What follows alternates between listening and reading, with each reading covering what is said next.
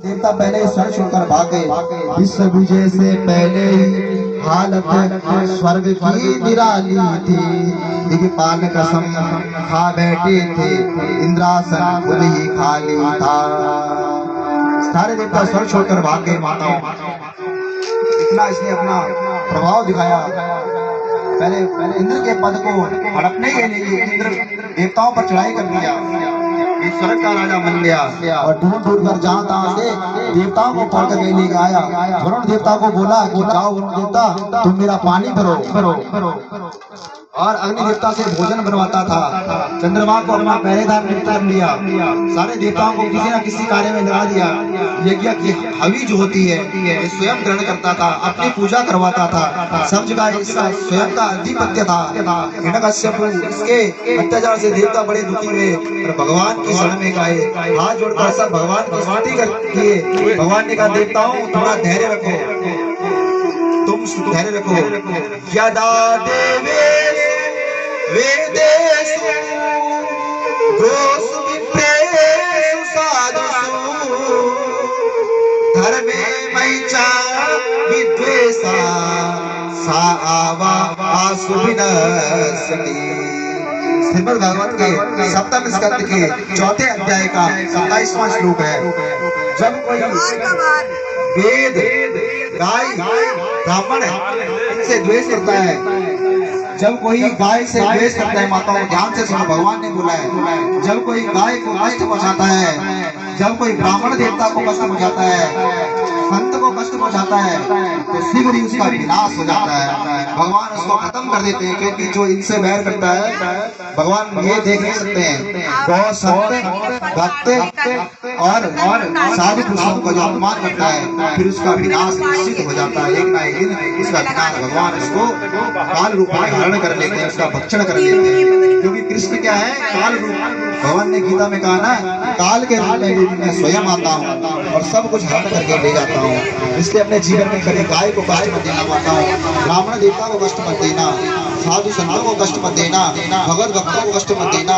क्योंकि यदि आपने इनको कष्ट दिया तो भगवान ये सब कुछ सहन कर सकते हैं। अपमान दुर्वासा ऋषि भगवान के छाती पर लात मारे थे तो भगवान ने क्षमा कर दिया। लेकिन गाय संत ब्राह्मण इनका अपमान यदि कोई करता है तो शीघ्र ही उसका विनाश हो जाता है, विनाश हो जाता है। भगवान बोले मैं अति शीघ्र देवताओं तुम चिंता मत करो, मैं अति शीघ्र उसका विनाश कर दूंगा। इसलिए देवताओं थोड़ा इंतजार करो। जब ये अपने महात्मा पुत्र प्रहलाद से द्वेष करेगा तब मैं इसका वध कर दूंगा। ऐसा कहकर आकाशवाणी शांत हो गई। कालांतर में समय बीता। हिरण्यकश्यप अपनी पत्नी कयादु के गर्भ से अनुदाद, सल्लाद, हल्लाद, प्रहलाद नाम के 4 पुत्रों को उत्पन्न किया। इसमें से सबसे छोटे थे श्री प्रहलाद जी महाराज। हाँ, ये तो भगवान के इतने सुंदर भक्त थे, 24 घंटे भगवान में इनका मन लगा रहता था।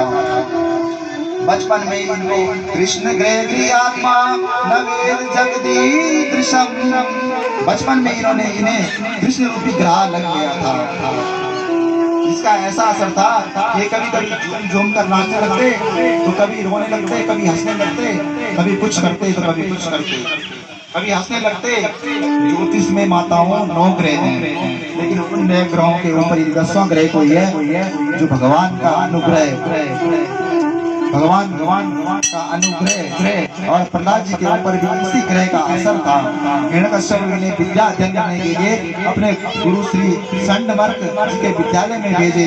अब राजा की आज्ञा अनुसार गुरु जी ने दैत्य नीति सिखाने लगे।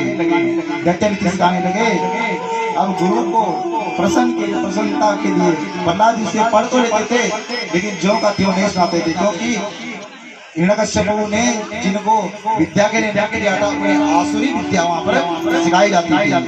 न साधु मनसा मैंने उसे मन से भी बढ़िया नहीं मानते थे जो विद्यालय में पढ़ाया था। गुरु जी की वही बात जीवन में बंधुओं धारण करनी चाहिए जो शास्त्र संबद्ध हो, धर्म के अनुकूल हो। कभी भी गुरु जी के गौरव के कारण किसी बात को जीवन में नहीं उतारना चाहिए। गुरु जी जो कहेंगे वो सत्य ही होगा। अपना बुद्धि विचार करके अपने जीवन में उतारना चाहिए, क्या सही है क्या शास्त्र संबंध है। वो विचार करके हमें जीवन में उतारना चाहिए। कालांतर में समय मिलता, गर्मियों की छुट्टी पड़ गई, गुरु प्रहलाद जी को राज्य महल में लेकर के आए, माता का याद स्नान कराई, सुंदर वस्त्र पहनाई है और ले जाकर के हिरण्यकश्यप के सामने खड़ा कर दी। और प्रहलाद जी लेट करके हिरण्यकश्यप को प्रणाम किए। हिरण्यकश्यप बेटे का सिर चूमते हुए बोला, बेटा गुरुकुल में कोई बढ़िया बात लगी हो, सीखी हो तो हमें सुनाओ। प्रहलाद जी बोले, जी पिताजी, ये सारा संसार अंधेरे कुएं के समान है, उसमें तू तेरा मैं मेरा का दुर्ग्रह छोड़ दो और वन में जाकर भगवान का भजन करो। जैसे ही हिरण्यकश्यप ये बात सुना तो बड़े जोर से हंसा। प्रहलाद, तुझे पता होना चाहिए कि मेरी भ्रिकुटी टेढ़ा करते ही सारे लोग लोकपाल कांपने लगते हैं। अरे तो किस हत्यारे विष्णु की शरण में जाने की बात कर रहा है, जिसने तुम्हारे चाचा का वध किया। फिर हिरण्यकश्यप ने सोचा, ये तो अभी बच्चा है, इसे ये सब बातों का क्या पता लगता है, इसके गुरुजी गुरुकुल में यही सिखाते हैं। हिरण्यकश्यप ने बोला, बेटा तुम जाओ अपने गुरुजी को भेजो। प्रहलाद जी दौड़ते दौड़ते गुरुजी के पास गए। गुरुजी आपको पिताजी बुला रहे हैं। गुरुजी आए तो सरकार आज्ञा करें। हिरण्यकश्यप ने बोला, लगता है आपके आश्रम में विष्णु के कुछ पक्षपाती ब्राह्मण आ गए हैं जो हमारे बेटे को भड़का रहे हैं। ये अभी हमको बता के गया है, ये सारा संसार तिल के ढके अंधेरे के सोने के समान रिश्ता है, असत्य है, एकमात्र विष्णु ही सत्य है। इसलिए वन में जाकर इनका भजन करो। तो जो भी तुम्हारे आश्रम में विष्णु के पक्षपाती ब्राह्मण है, तुरंत उन्हें आश्रम से निकाल दो। गुरुजी बोले, जो आज्ञा सरकार। प्रहलाद जी को गुरुकुल ले गए और पुनः वही दैत्य विद्या सिखाने लगे।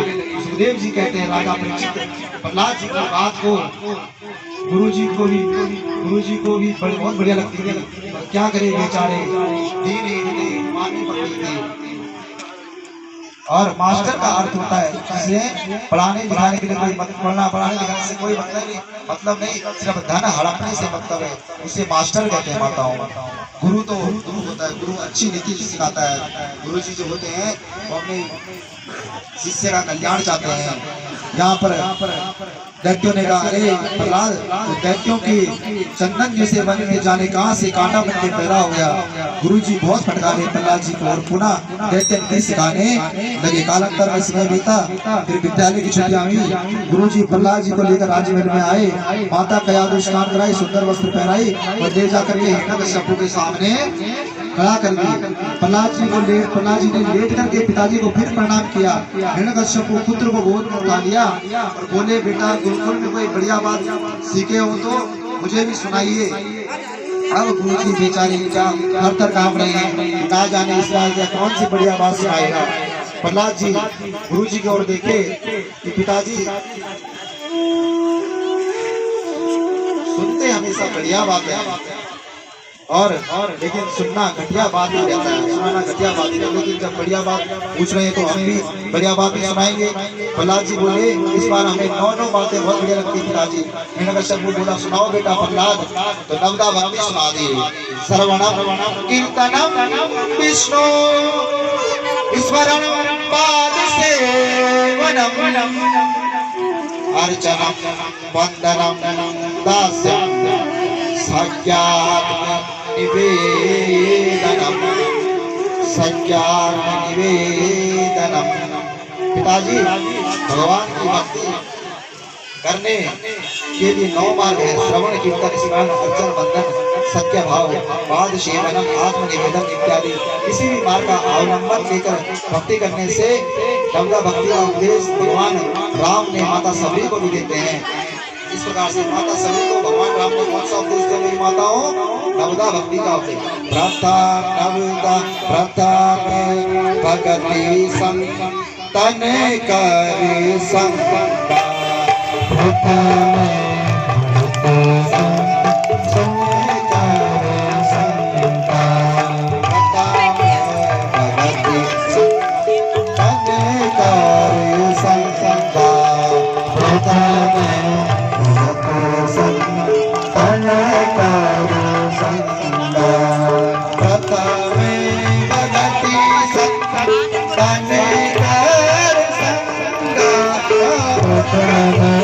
भगति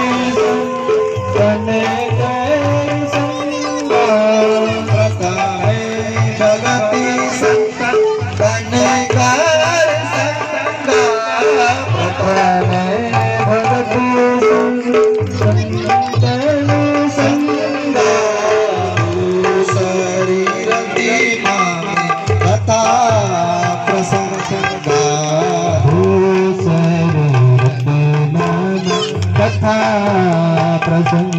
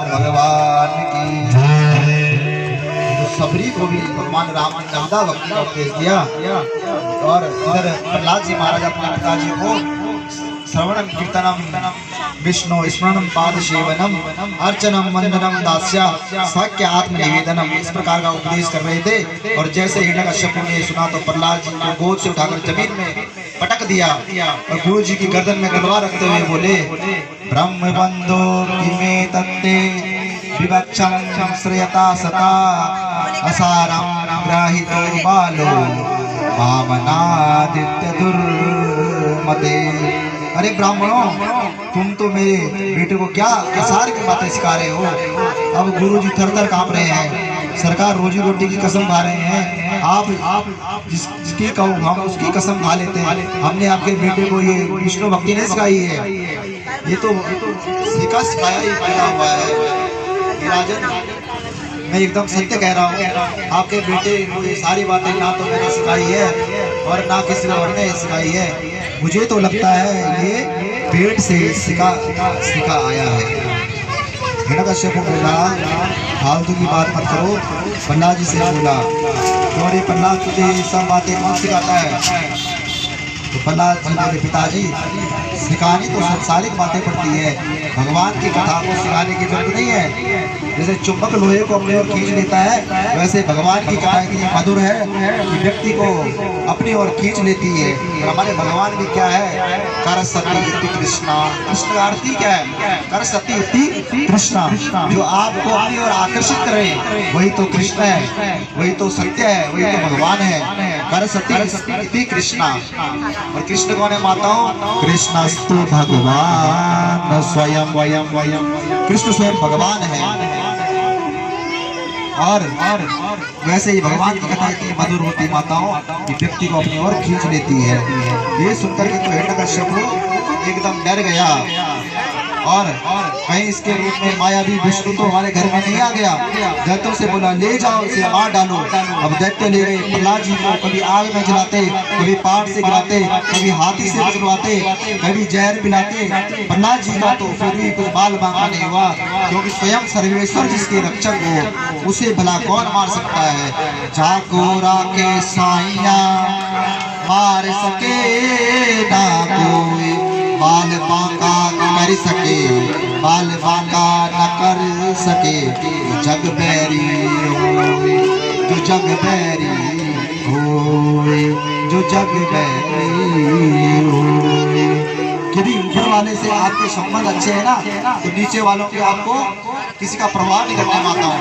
भगवान से अपना संबंध बना लो, कुछ चिंता की नहीं, सब भगवान संभाल लेंगे। जब प्रहलाद कुछ नहीं बिगड़ा तो हिरण्यकश्यप को चिंता हुई, अब ये मुझे नहीं छोड़ेगा। तो हिरण्यकश्यप की एक बहन है होलिका, ये बोली कि मुझे ब्रह्मा जी का वरदान है कि आग मुझे नहीं जला सकती है, तो मैं इसका वध कर दूंगी। ये प्रहलाद जी को गोद में लेकर के आग में बैठ गई, लेकिन भक्त का भला कौन क्या बिगाड़ सकता है, ये स्वयं जल करके राख हो गई। बोले नारायण भगवान की जय, जय श्री राधे। दोनों हाथ खड़े करके जयकारा लगाते हैं, जय जय श्री राधे श्याम श्याम।